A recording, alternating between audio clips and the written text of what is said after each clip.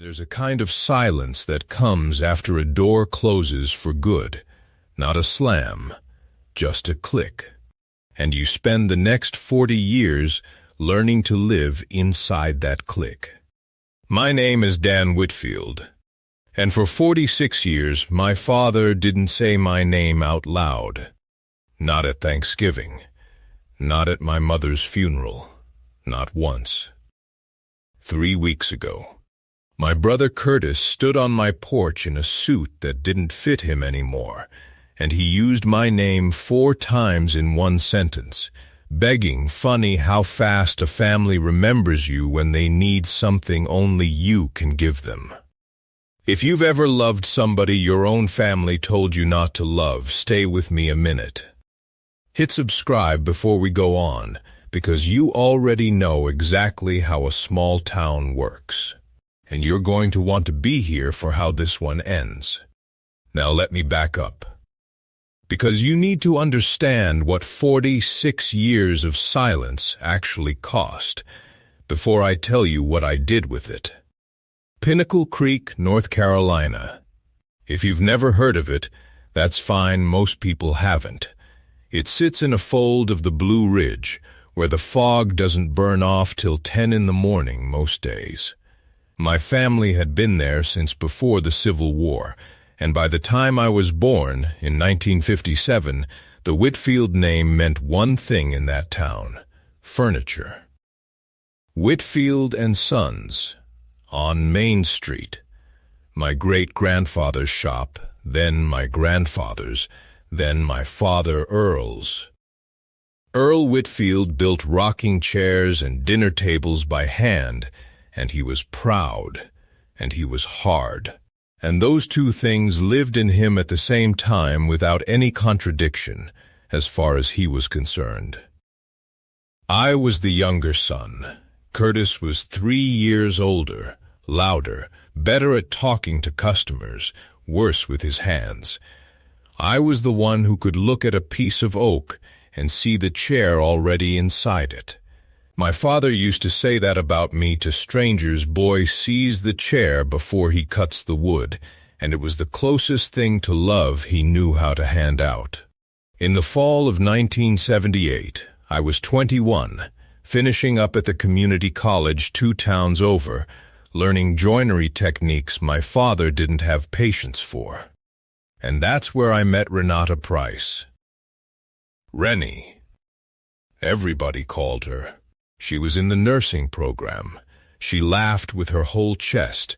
She corrected my grammar, and I let her, because I liked the sound of her voice doing it. We fell in love the ordinary way people do.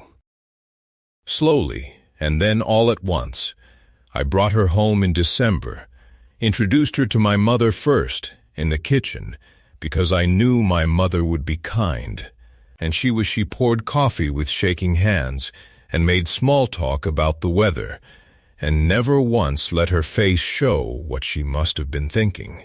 My father came in from the shop still in his work apron, took one look, and walked back out the door he'd just come through. Didn't say a word. Just left. That was Earl Whitfield's whole vocabulary when something didn't fit the picture he had in his head. Silence. A door. 2 days later, he sat me down at the kitchen table, the same table he'd built with his own hands.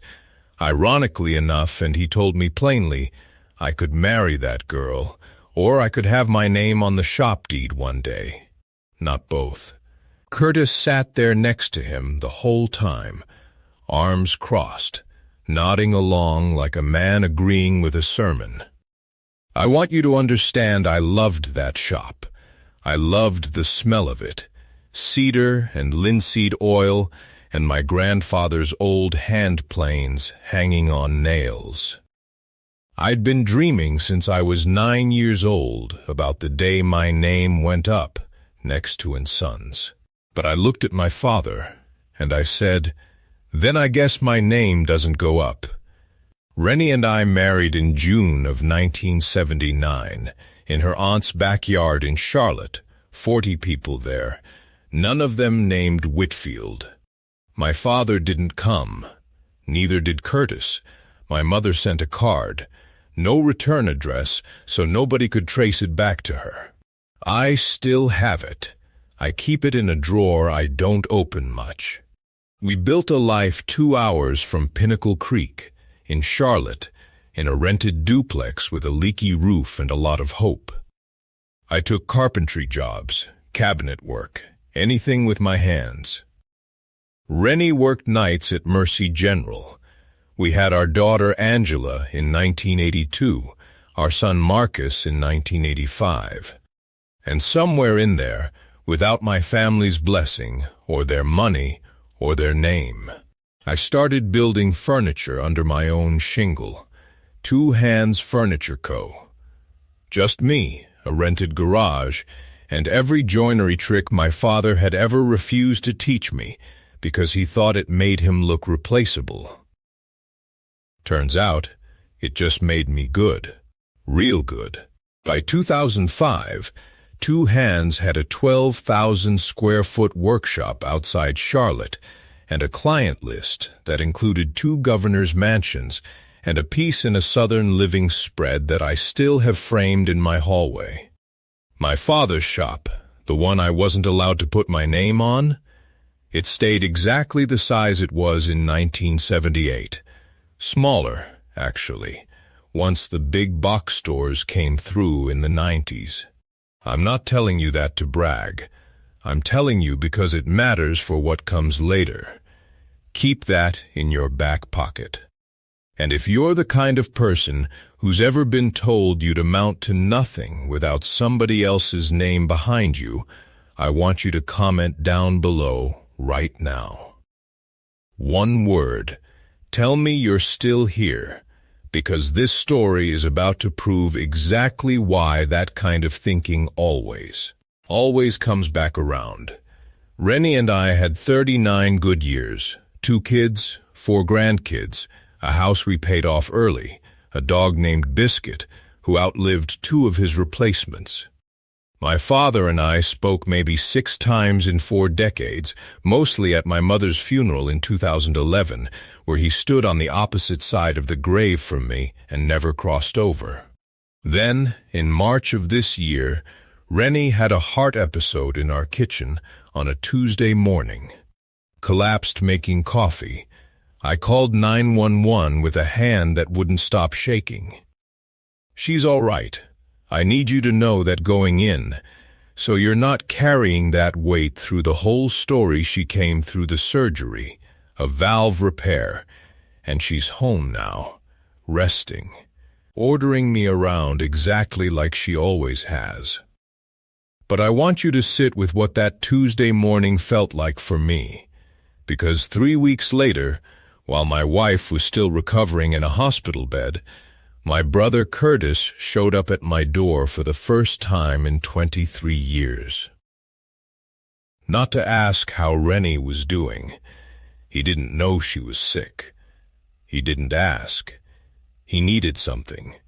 And that's the part of this story where everything starts connecting, so stay with me, because every single detail I've told you so far is about to matter. Curtis stood on my porch in an ill-fitting gray suit, sweating even though it was 55 degrees out. He looked older than 66. Whitfield and Sons had been limping for years. I knew that much from town gossip that reaches you even 2 hours away, but I didn't know how bad until he said the words out loud. The bank was calling the note. 90 days to either refinance or lose the building his own grandfather built. Dan, I know this is I know how this looks, but you're the only one who can help. I didn't invite him in. We stood on the porch. I said, "Help with what, Curtis? You didn't come here to see me." And he told me. A regional furniture distributor, a real one, the kind that could actually save the shop, wanted to set up a warehouse and loading dock behind the old building, but the access road they needed ran straight through a strip of land that didn't belong to Whitfield and Sons at all. It belonged to a half-acre parcel, forgotten timberland nobody had thought about in decades, deeded back in 1979 by my grandmother, my father's own mother, Willa Whitfield, as a quiet wedding gift to Rennie and me. Her way, I think, of telling her son without ever having to say it to his face that she didn't agree with what he'd done. I'd forgotten I even owned that land. 45 years of property tax bills mailed to a P.O. box I barely checked, for a strip of scrub pine nobody wanted. Until this year, when the county rerouted a supply road right past it, and suddenly that worthless half-acre was the only thing standing between Whitfield and Sons and survival. My father's business needed my land. My father's business needed my signature. Curtis stood there and said, "Dad wants to see you. He's not doing great, Dan. He'd want to ask you himself if he could." I said I'd think about it. I closed the door. And I want to tell you honestly, in that moment, standing in my own front hall, I felt something I hadn't expected to feel. Not triumph, just tired. 46 years of silence. And here it was, walking back in wearing a suit that didn't fit. If this is the kind of story that makes you believe things really do come back around, hit that like button right now. Because we are exactly halfway through this, and what happens next is the part I think about the most. I drove up to Pinnacle Creek 2 days later. Alone, Rennie was still in her recovery chair at home, and she squeezed my hand before I left and said, "Go find out what kind of man you want to be in this, Dan, not what kind of man they made you feel like." That's Rennie. 39 years married, and she still hands me the exact sentence I need before I know I need it. Whitfield and Sons looked smaller than I remembered. The sign was faded. Half the parking lot was cracked asphalt gone to weeds. Curtis met me at the door, and inside, in a wheelchair by the window, sat my father. Earl Whitfield was 89 years old. Early dementia. Curtis had warned me in the truck, some days sharp, some days gone somewhere else entirely. He looked up at me with rheumy eyes that took a long moment to focus, and for one terrible second I thought he wasn't going to know me at all. Then he said my name. Just, Dan, like it was any ordinary Tuesday, and I'd only stepped out for coffee. We didn't talk about the past that day. We talked about the road, the parcel, the 90-day clock. Curtis laid out the numbers, what the distributor deal was worth, what happened to 40 jobs in that shop if it fell through, what happened to a business with the Whitfield name on it after 130 years. And here's the thing nobody in that room said out loud, but I heard it anyway. Underneath every sentence, they needed the son they threw away to save the thing they kept. I want to be straight with you about what I felt sitting in that office. Some petty, old, wounded part of me wanted to make Curtis say it plain, wanted to make my father, even confused as he was, understand exactly what it had cost me to be told my love wasn't allowed at that table. I'm not going to pretend that ugly little want wasn't there. I'm a man, not a saint. But I thought about Rennie in her recovery chair, telling me to figure out what kind of man I wanted to be. And I thought about 39 years of a marriage nobody in that family ever gave a single blessing to, and how it turned out fuller and steadier than anything that shop had produced since I left it. So I told them I'd sign the easement. On 3 conditions. First, the deal gets restructured, so Rennie's and my names go on the parcel transfer publicly, in the county record, plain as day, so nobody in Pinnacle Creek could ever again pretend that land, or that marriage didn't exist. Second, Curtis puts my daughter Angela's name and my son Marcus's name into any future ownership stake tied to that access agreement. Not out of charity, because they're Whitfields too, whether this family ever said so or not, and their names belonged on something in that town for once. And third, the hardest one for my father to hear, even confused as he was. I wanted him, in front of the town council meeting where that zoning easement had to be approved anyway, a public meeting, open floor. Half of Pinnacle Creek usually shows up for these things, because there's nothing else to do on a Thursday night. I wanted him to stand up, or be wheeled up and say my wife's name out loud. Just her name. Renata Whitfield. Not an apology speech. Not a performance. Just her name, said like it always should have been said 46 years ago at that kitchen table. Curtis went pale. Said his father might not even be able to manage that. Some days he can't find the word for spoon. I said, then we wait for a good day. I've waited 46 years, Curtis. I can wait for a Thursday. If you've made it this far with me, if you know exactly what it means to hold your ground without losing your kindness in the process, that's the whole heart of this channel. And that's why I need you to subscribe if you haven't yet, because the next story's coming, and I want you back here for it. The town council meeting fell 3 weeks later, on a Thursday night in April, in the same brick meeting hall where I'd gone to my senior prom decades before. The room was packed the way these things get packed in a small-town, half-genuine business, half nobody having anywhere better to be. Curtis wheeled my father in near the front. I sat with Rennie home now, walking slow but walking, in a soft blue dress she picked out herself that morning, saying, if I'm getting my name said out loud in that room, I'm not doing it in a hospital gown. The zoning item came up 7th on the agenda. Curtis stood and gave the business case, the distributor deal, the jobs, the parcel. The council chairman asked, routine as anything, whether the property owners of record were present to confirm consent.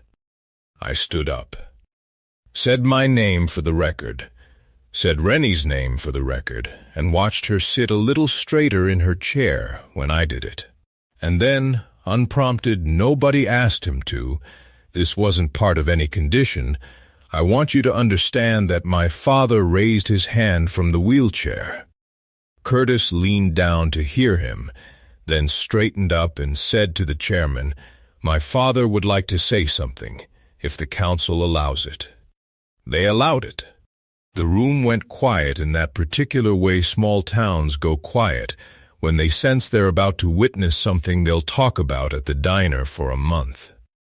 Earl Whitfield's voice came out thin, but steady enough.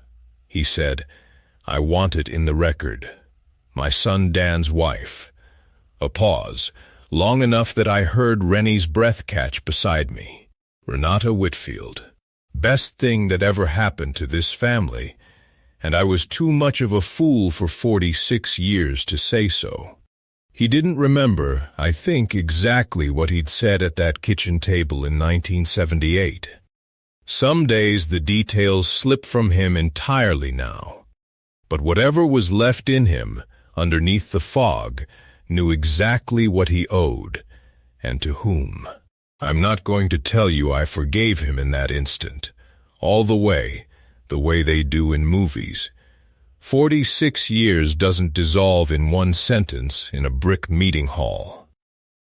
But something in my chest that had been clenched since I was 21 years old finally let go a little. The council approved the easement unanimously. Whitfield and Sons got its distributor deal. Curtis cried in the parking lot afterward, which I'd never once seen him do, not even at our mother's funeral.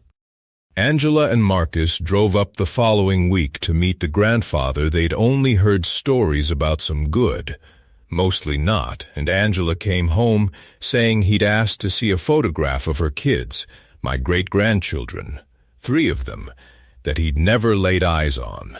Whitfield and Sons is rebuilding now. Slower than the distributor deal alone will manage, if I'm honest, so I've been going up on Wednesdays teaching Curtis's grandson the joinery techniques my father never had patience to teach me. Funny how that circles back, too. Rennie's doing well. Cardiologist says her valve repair looks about as good as they come. She still corrects my grammar. I still let her. My father passed 11 weeks after that meeting, in his sleep, in the house I grew up in. I was there. So was Rennie. He knew her name at the end. That's not nothing. In fact, after 46 years, that turned out to be everything. There's a kind of silence that comes after a door closes for good. But I've learned something else these last few months. Something I didn't know at 21 standing in that kitchen. Sometimes a door doesn't stay closed forever. Sometimes it just needs the right Thursday, the right half-acre of forgotten land, and someone patient enough on the other side to wait for it to open the right way, instead of forcing it. If this story meant something to you, if you've got a door in your own family that's been shut a long time, tell me about it in the comments. I read every one. And if you want to hear the next story, hit subscribe right now, because there's always another one coming out of a small town like mine. My name's Dan Whitfield. And these days, when somebody says it, my family finally says it right.